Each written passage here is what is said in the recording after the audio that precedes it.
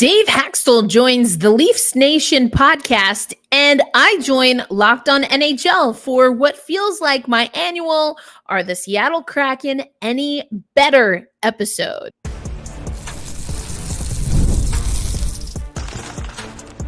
You are Locked On Kraken, your daily podcast on the Seattle Kraken. Part of the Locked On Podcast Network, your team every day. Hey, what do you say, Seattle hockey fans? Welcome to another episode of Locked On Kraken. We are part of the Locked On Podcast Network, and we bring you your favorite team, the Seattle Kraken, every single day. Before we get into the news, and we do have some news, I want to let you know that today's episode of Locked On Kraken brought to you by our friends at Indeed. Still searching for a great candidate for your company? Don't search, just match with Indeed. Start hiring now with a $75 sponsored job credit to upgrade your job post at Indeed.com/locked on. Terms and conditions apply. And if you need to hire, then you need Indeed. We'll talk more about that. But first, Dave Hakstol speaks. He joins the Leafs Nation podcast, and the fellas do talk a decent amount about some of the goings-on in Toronto. Of course, we know that Dave Hakstol was an assistant coach there during the COVID years before he came over to the Seattle Kraken. He had really, quite frankly, honest insight on what that was like, and can only imagine it was a difficult time for most all of us. And so I appreciated hearing that. But he also opens the show talking about how it's been since, well, he parted ways with the Seattle Kraken, and I'm actually going to play that for you now. This is Dave Hakstol on the Leafs Nation podcast. Dave, thank you so much for doing this. How are you? I'm great. How are you guys this morning? Fantastic. What's the last couple of weeks been for you? How important has this decompression time been? It's always an important part of it. Obviously, we've been done for a little while, and I was let go over a couple months ago. So, with everything, you always take a little bit of time to gain some perspective, and then, chart a new course, kind of set the direction. And, I think we're all wired that way. It's nice to take a little bit of time, but we also all want to turn the page pretty quickly and get moving and looking towards the forward, or towards the future. For me, it's been a lot of really good family time, and just some really good downtime. Dave, I wanted to ask you about how things ended with Seattle briefly, just in the sense of you take a team that's so young, a brand new franchise, and you exceed expectations in that second year. You go to round 2 of the playoffs, almost make it to the third round, and then for things to end a year later. Was that sort of tough for you to digest, knowing that you did have some great success just 1 year before? Well, that's how quickly that this league moves, and you don't rest on, successes from 1 year past. We were really proud of the second year that we were able to put together in Seattle. There was growth there. There was, we saw growth in our younger players. We saw a real buy-in on roles and chemistry from our older players, and roster-wise, we weren't necessarily a young team. We were young because we were coming in as an expansion group. We were young together, but not really young in terms of the age of our roster. Coming into year 3, again, we saw some really good growth in some of our younger players. We saw Vince Dunn take another step. We saw Joey Decord emerge. Obviously Matty Beniers had some struggles in his second year, which for me was not unexpected. But he's a guy that's going to continue to grow and bounce back and be a star in this league. So, for me, it's been a time to really evaluate some of the things that went right, and, some of the things that we did well, and then also evaluate the areas that we came up short in terms of, this third year, in terms of, being able to be a consistent team, which is what we were in year 2. We didn't go past a 3-game losing streak, and that's what it takes to be a playoff team in this league. We weren't able to find that chemistry as we went through this year and the challenges of an NHL schedule. The podcast goes on, and the fellas share some quite frank language regarding the state of coaches and coaching. And I think there are a lot of different ways we can take that. We're even seeing some of that. Shout out to Stick Taps to Ian Kennedy, who's been doing some really tough reporting regarding what's happening in PWHL Minnesota. So there is the coaching carousel, which again on the Leafs Nation podcast they get into. And Dave also talks about kind of being like one of the top 10 tenured as far as experience coaches without a job. So there's that part. And then there's also the part where not just hockey, though it does feel at times like it's a very hockey thing to do, to not only keep coaches in the carousel, but especially the problematic coaches sometimes have a way of rising to the top, which is anyway. But I thought that part of the conversation was interesting as well. So head over to the Leafs Nation. But I thought it was, again, Dave saying he was let go, which of course we knew that. And talking about resetting, having time with his family. I think a lot of us are feeling that now. We talked on Friday's episode about Shane Wright, just getting feedback. I feel like my curls are super elevated today. Sorry, everyone. I got distracted.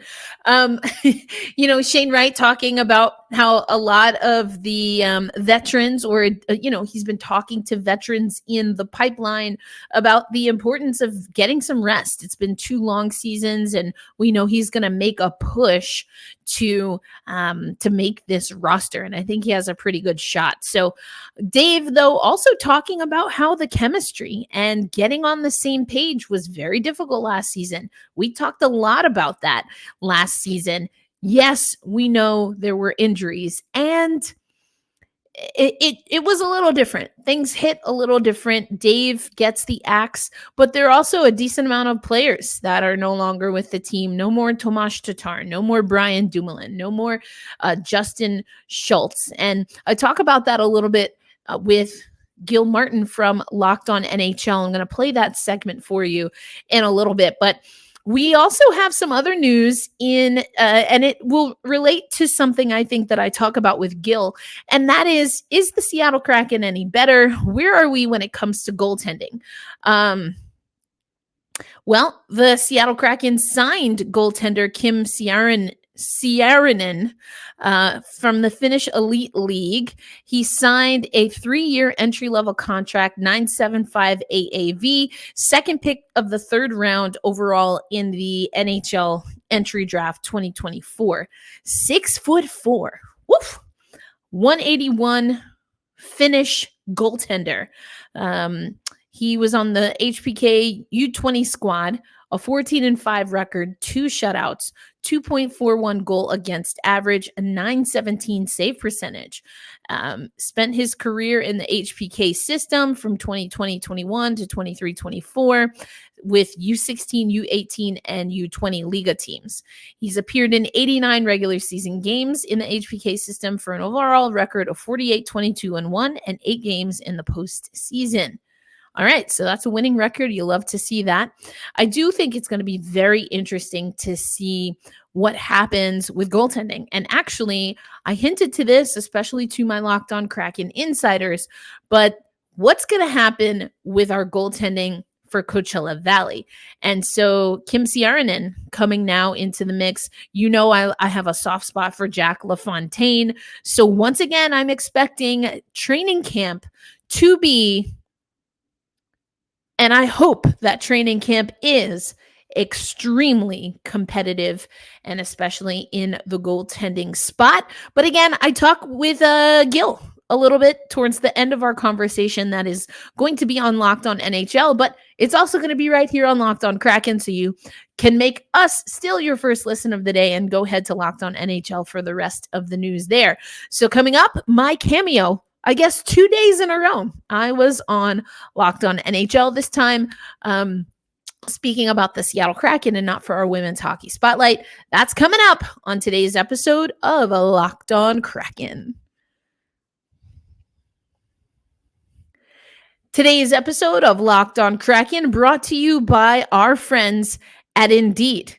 If you need to hire, then you need Indeed. Indeed is your matching and hiring platform with over 350 million global monthly visitors, according to Indeed data, and a matching engine that helps you find quality candidates fast. Ditch the busy work. Use Indeed for scheduling, screening, and messaging so you can connect with candidates faster. And Indeed doesn't just help you hire faster. 93% of employers agree Indeed delivers the highest quality matches compared to other job sites, according to a recent Indeed survey. So this is how you will get a $75 sponsored job credit to get your jobs more visibility at Indeed.com. That's by heading to Indeed.com/locked on. Again, go to Indeed.com/locked on right now. That's LOCKEDON, and support our show by saying you heard about Indeed on this very podcast. Indeed.com/locked on. Terms and conditions apply. You need to hire, you need Indeed.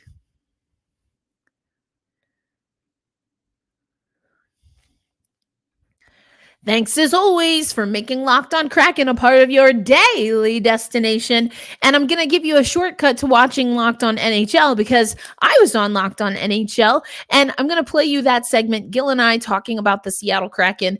I know you listen to me every day. Thank you for the OGers and everydayers and those watching on YouTube, watching me fuss with do you see that? It's an alfalfa curl. I've always had it. My dad had it. So it's not just the widow's peak. You can see I have my widow's peak here, but then there's the alfalfa curl, just does its own little thing right there. And sometimes it distracts me. So if you ever see me playing with my curls, I'm trying to zhuzh them.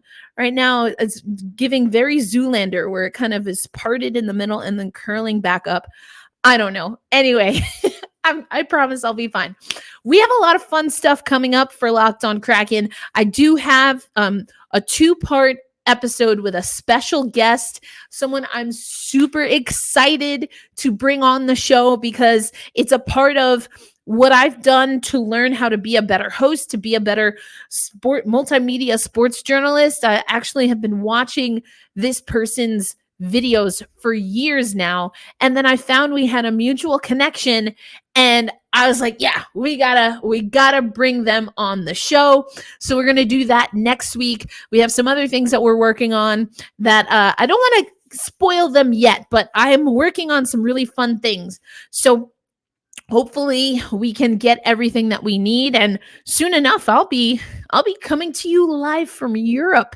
That's why we have some canned interviews, so I can get acclimated to the time difference and everything like that. But we will still have the show. Seth Tupel is being amazing and will be helping out on the production side and just making sure that we're getting those short clips. And we'll lean into that a little bit more, especially on our social media channels. But without further ado, Gil and I talking about your Seattle Kraken. It is my pleasure to welcome back to the show a familiar face to Locked On NHL viewers and a familiar voice for Locked On NHL listeners, Erica Ayala of Locked On Kraken. And Erica, it certainly hasn't been quiet in Seattle over the last few weeks. It hasn't. And Gil, we've talked about this before on the show. We've been waiting for the Seattle Kraken to make some moves, particularly in the off season. And they got the off season started even before we could sign free agents. And that is, of course, getting rid of our first ever head coach, Dave Hakstol, and bringing in Dan Bylsma, who is in the middle of a playoff run with our AHL affiliate, the Coachella Valley Firebirds. And so that, I think, kind of was indicative that there were going to be some moves that were going to be made for the Seattle Kraken. That's a significant change. We've seen little tweaks here and there, but for me, that's like, all right, we're going into this offseason to do something.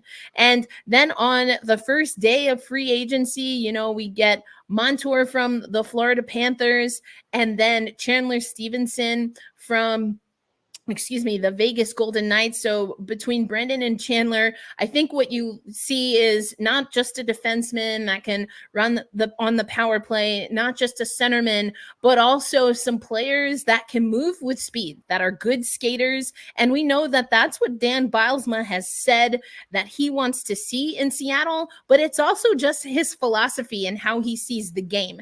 Now, with respect to other moves, I think they've been small. And I'm not sure how significant they will be, at least not for the Seattle Kraken in the long term. And that's because a lot of them had to do with our AHL team, who again made the Calder Cup final for the second season, lost for the second season in a row to Hershey. So there's definitely movement. Now, where the chips fall and if this will be a team that can produce on the ice better, especially than they did last year, for me, at least, Gil, that might still be up in the air. As far as the hiring of Bylsma, were you pleased with it? And other than an emphasis on speed, what do you think he adds to this team? Maybe more in the long run even than in the short run. Yeah, I think when Dave Hakstol was dismissed, I understood the move. I felt that maybe some other things, especially maybe from the front office and with the roster, could have been changed as well and keep Dave in. But ultimately, yes, when Dan was named the replacement for Dave Hakstol, there's continuity there. To me, it signaled that we're likely to see some of the players that we've been developing, whether that's in the AHL or other areas and pockets of our development pipeline, that we're going to see them. And that goes into the second part of your question, Gil. I think that I know for a fact, Dan Bylsma has mentioned it time and time again, that not only, again, does he want to play fast, I think there's an emphasis on being able to improve special teams, but the underlying philosophy is that there's always something for this roster to learn, whether they're coming up for the first time or they are veterans, all-stars, Stanley Cup champions. And to me, that's almost like a reset of culture that's going to be happening. That's the expectation that I have. And Dan Bylsma, he's a fun guy. His nickname is Disco, at least in part because of his dance moves. He likes to get down, and he can also get serious. And I get the sense that Dave Hakstol at times perhaps had a little bit of difficulty. He's a very kind of monotonous, monotone type guy. And I think you sometimes need someone that can help, sometimes, honestly, Gil, instigate the highs and the fun while also being able to quickly and efficiently rein in the focus. And I get the sense that Dan Bylsma has that. He also has an emphasis on, as I was mentioning, development. And that's where Jessica Campbell in particular comes into play. She's talked a lot, and other elite level NHLers, women's hockey players have talked about how she is firm. And she's going to hold you to task. And what's also going to happen is that you're going to get better. And doesn't that sound exactly like what we need the Seattle Kraken to do? Yeah, and a little history there, obviously, in the making also. So that's always a plus.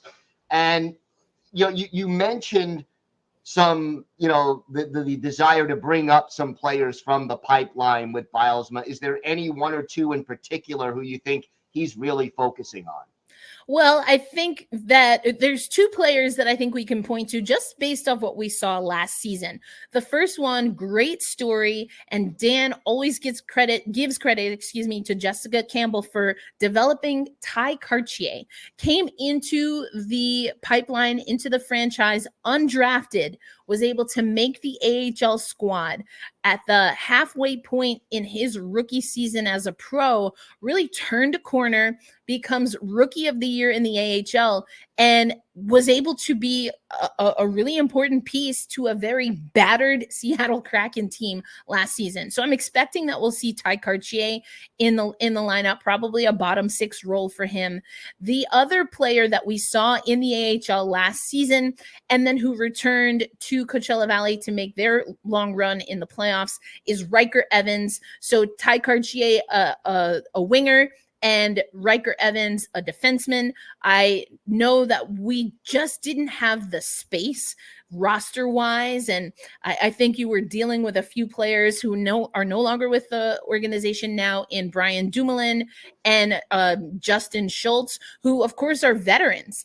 And having maybe difficult conversations, moving them around. Both had been healthy scratches for a while Evans was finding his stride. So I do expect Cartier and Evans to be in the lineup and to make the Seattle Kraken roster. Another player very likely, though not as proven, is of course Shane Wright. Now, Shane had an injury that left him out of the playoffs in the AHL run leading up to the finals, the Calder Cup finals. And I think in that series against Hershey, it took him a little bit of time after, getting injured in I believe it was the Ontario Reign series, just to get acclimated. But you saw the growth once he was back comfortable, was getting back into the flow with his teammates. You saw how he can be a playmaker. You saw how he can be a sniper, a good shooter, has a knack for the front of the net. And that's exactly what the Seattle Kraken again need. Probably going to be with Cartier again, bottom six. We're thinking a lot of projections think that Tanev will likely be with those two young players, with Wright, of course, centering. So those are the players that we're expecting. And, barring any surprises, I'm not sure that we'll see too many other players, make that opening roster for the Seattle Kraken. So with training camp a couple of months away, what is your biggest concern about this roster heading into camp? I think once again, the Seattle Kraken have a lot of question marks when it comes to goaltending and honestly, the viability. We have seen a great version of Philip Grubauer. We have seen Joey Daccord take that second spot from Chris Driedger, who now returned to the Florida Panthers organization. And then while Joey Daccord was with the NHL team, the Kraken, Grubauer again gets hurt and Joey Daccord takes over that number one spot.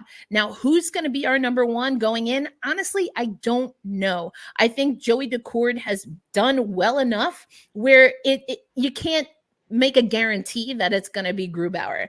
The thing with Grubauer that we talk about a lot is that's a lot of contract. That's a lot of salary cap. That's a long-term commitment to not have him be the number one or to have a true tandem. And that honestly, Gil, is probably what I want to see more, regardless of who the two goaltenders are. We've overworked our goaltenders, some of that because of circumstance. But Martin Jones was great for us.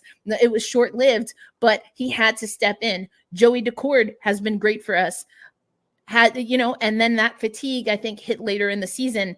And I think although people want to argue the analytical numbers regarding the Seattle Kraken and their defense, when Joey Daccord was less than stellar, less than perfect, you saw the holes immediately in all zones up and down the ice of the Seattle Kraken, just not able to keep pace with some of the higher offensive teams in the league because they're mediocre at best, in my opinion, from my eye test when it comes to defense. And to go back to Bylsma, not only the hustle, the fast way he wants to play, but the forechecking and intensity that he's expecting, I do expect that will improve under Dan Bylsma, just really being able to get after it. We're not a very disciplined team. We haven't been a disciplined team defensively, so that might be something else that we see. And again, if we're not, it's going to show, and we're going to fatigue our goaltenders once again.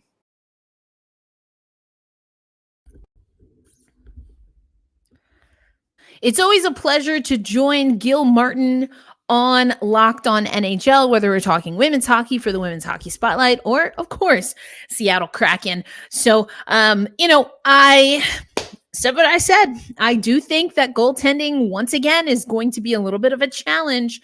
So to see that the Seattle Kraken signed a 3-year entry-level contract, I think that means more so we're going to see movement at the Coachella Valley level, which, of course, is what we need. But that also does make me wonder, what's going to happen at the Kraken level. I don't foresee any reason why it won't be Philip Grubauer and Joey Daccord. I guess the question is Is it going to be Decord then Grubauer, or Grubauer then Decord? Or like I was saying with Gil, is it going to be a little bit of both? But thanks as always for making Locked On Kraken a part of your daily destination. I know Gil had some other of our Locked On hosts on Monday's episode of Locked On NHL. So once you finish here, go listen to the rest of Locked On NHL, hosted every Monday by Gil Martin. Okay, we've been doing this in the off season, going through the Seattle Kraken schedule.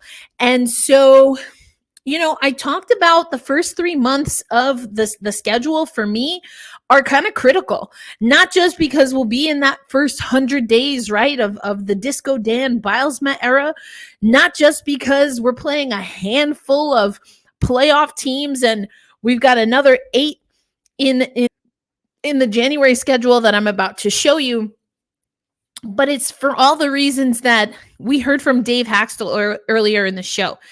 And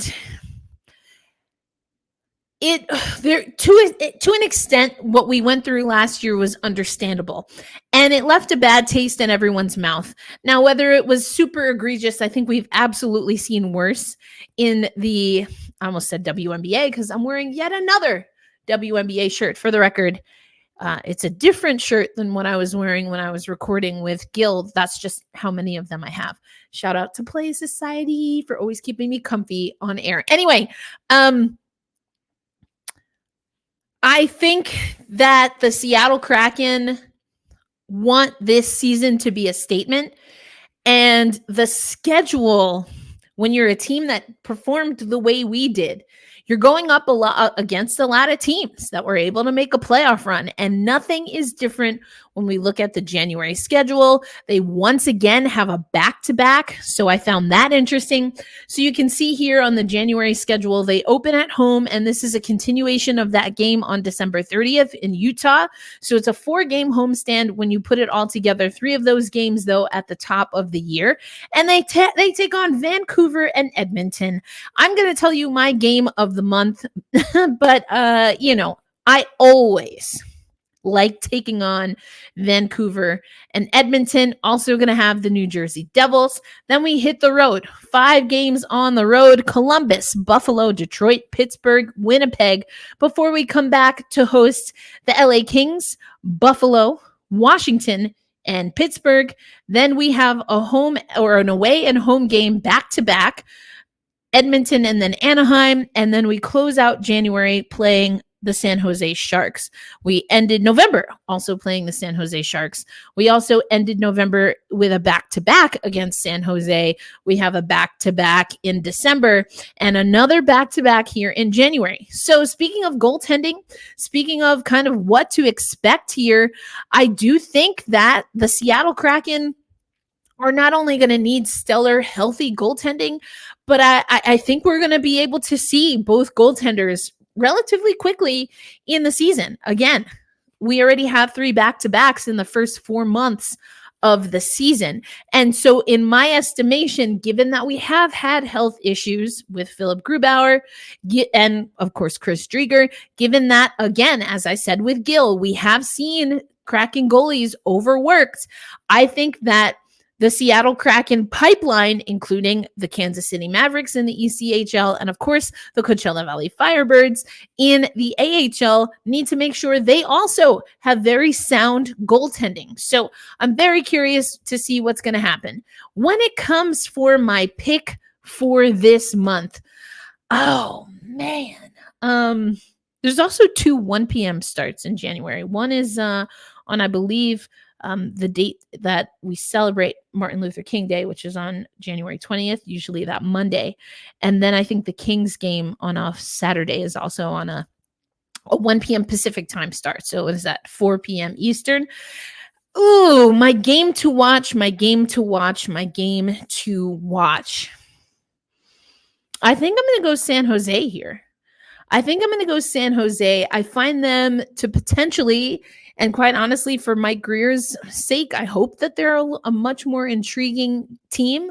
Celebrini as well. So I want us to, I think that will be the 3rd time within the season that we play them. I want 3-0. against the San Jose Sharks.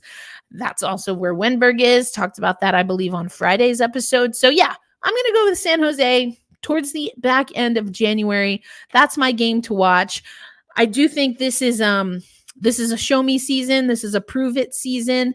This is a not completely blow up the culture, but definitely a come back to the culture season for the Seattle Kraken. Third season was very strange in a lot of ways. Dave took the brunt of that. And again, I think it's interesting to hear him on the Leafs Nation podcast. He seems to be at peace with it. I'm happy for him. And I think everyone is ready to move on, turn the page. Dave kind of said it himself. He talked about, wanting to turn the page quickly while also taking time to reset and reflect. And I hope that that's what we see from the Seattle Kraken this offseason. Be kind to yourselves, be kind to one another, hold fast, stay true. And always we say loud and proud, especially on this episode or on this podcast, we say, let's go Kraken. I will see you on the next episode. Peace out, everybody.